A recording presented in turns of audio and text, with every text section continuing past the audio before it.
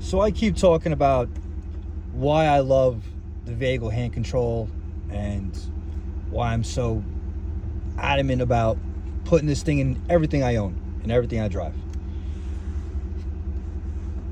That's brake. That's throttle. That's brake. And throttle. You know, burnouts. I'm at a red light, brake, hit that button, I let go. Look at that shit.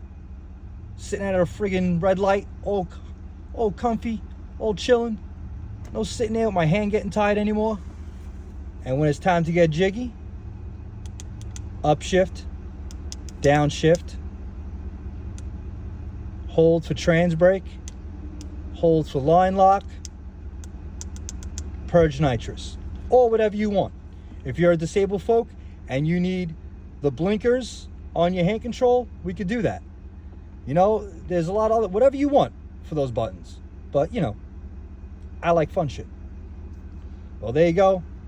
Veigel Classic Commander here at Far From Dead Motorsports.